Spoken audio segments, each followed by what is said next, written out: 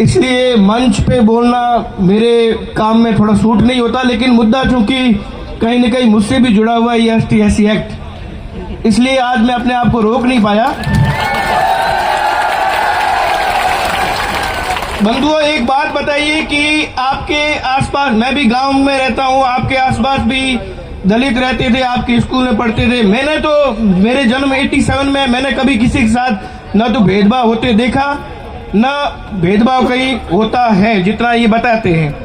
बावजूद इसके कुछ लोग सिर्फ इस एक्ट के आड़ में प्रताड़ित करने और तथाकथित रूप से ये कहने की आजादी से पहले हमारे पे खूब अत्याचार हुआ, तो अब शायद वो इसका बदला ले रहे हैं।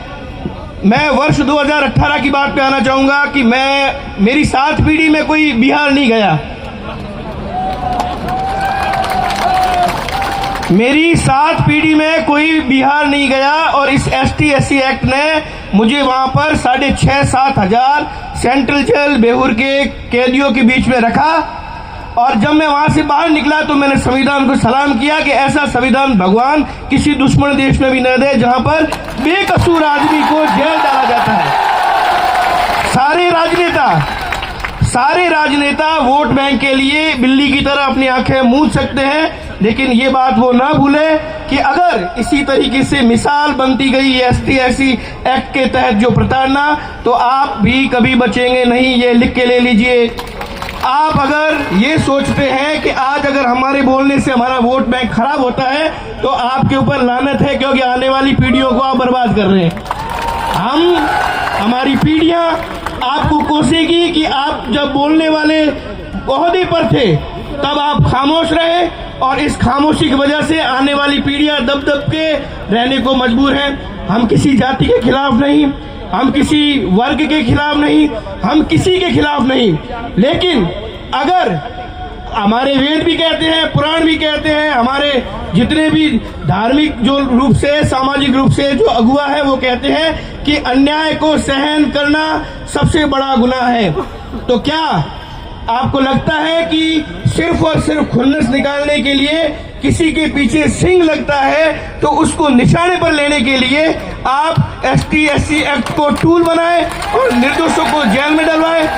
आप इस एक्ट की सबसे बड़ी दुखद पहलू को देखिए कि आपकी घर की महिलाएं, आपका बच्चा अगर वो UPSC RPSC के लिए या किसी सरकारी नौकरी के लिए प्रयासरत है, आप कभी भी इस बात को लेकर अपने आप को सुरक्षित महसूस नहीं कर सकते कि ST/SC एक्ट उसको प्रभावित नहीं करेगा। तो अगर पीढ़ियों को बचाना चाहते हैं तो इस एक्ट का एक बार पुनर्मूल्यांकन होना चाहिए। ये एक्ट उन लोगों को बर्बाद कर रहा है जिन लोगों की कोई गलती, कोई गुनाह नहीं है। तो मैंने पहले भी निवेदन किया कि इस ST/SC एक्ट ने आज से करीब 6 साल पहले 2018 में, मैं इस मंच से कहना चाहूंगा कर्नल मानवेंद्र सिंह जी का बहुत बहुत धन्यवाद। एक ऐसा राजनेता जिससे मेरे कई मनभेद हुए होंगे, क्योंकि मैं पत्रकार हूं, हर किसी को खुश नहीं रह सकता, एक पक्ष मेरे खिलाफ होगा ही होगा, लेकिन मैं कर्नल मानवेंद्र सिंह को इस भीड़ के माध्यम से धन्यवाद ज्ञापित करता हूं कि आपने आवाज उठाई, तभी मैं आज आपके बीच में हूं। वरना इसको टूल बनाने वाले लोगों ने मेरी हत्या की पूरी साजिश कर दी थी। मेरे को बिहार जेल से अगर वो बचा के लाए, और सर्व समाज के लोग जो मेरे जेल जाने के बाद इस कलेक्ट्रेट के आगे यहाँ धूप पर आंदोलन कर रहे थे, वो 6 साल पुरानी बात आज भी है। आंदोलन आज भी आपको करने पड़ रहे हैं, लेकिन भविष्य में आपको आंदोलन नहीं करने पड़े। इसलिए आवाज को बुलंद करिए, कहिए कि हम न्याय के साथ हैं, लेकिन अन्याय का विरोध हम करेंगे। अगर नहीं करेंगे तो हमारी पीढ़ियां हमें कोसेगी, और आज का आपका राजनीतिक भविष्य बचाने के लिए आप भविष्य को बर्बाद नहीं कर सकते। राजनेताओं को एकमात्र यही चीज कहना चाहूंगा कि सहूलियत रखिए कि आप वोट बैंक आपका खराब नहीं हो, हम भी नहीं चाहते खराब हो, लेकिन आपके बच्चे अगर इसी तरीके से सिर्फ इस कारण कि वो राजपूत है, वो ब्राह्मण है, वो सवर्ण है, इसलिए किसी की किसी से नहीं बनती तो उसको अंदर उठा के डालना है, तो ST/SC एक्ट का मुकदमा कर लीजिए। क्या नरक जैसी यातनाएं दे रहे हैं। संविधान, लोकतांत्रिक मुल्क की दुहाई देते देते आज हम किस मोड़ पे खड़े हैं। 1947 के बाद हमने ये उम्मीद की थी एक लोकतांत्रिक मुल्क ऐसा तैयार होगा जिसमें समरसता का भाव होगा, लेकिन आपने आधुनिक सामंत तो भले किसी को कह रहे हो, लेकिन आपने आज आधुनिक सामंत किनको बनाया है आप खुद देख लीजिए। अपने आप आपका आकलन करने के बाद आप सोच लेंगे कि हम कहां पर खड़े हैं। आपसे निवेदन है कि इस आषाढ़ी प्रकरण के अंदर मैं भी लगातार मोर्चा की कवरेज करता रहा हूं। सबकी संवेदना उस परिवार के साथ है, लेकिन कोई भी व्यक्ति किसी भी तरीके से बेवजह परेशान न हो। जेल की सलाखें अपराधियों के लिए होती है, आम जनता उससे प्रताड़ित ना हो। इसलिए बैठकर एक निर्णय ले, भविष्य में इसकी पुनरावृत्ति ना हो, कोई भी व्यक्ति बेवजह जेल नहीं जाए।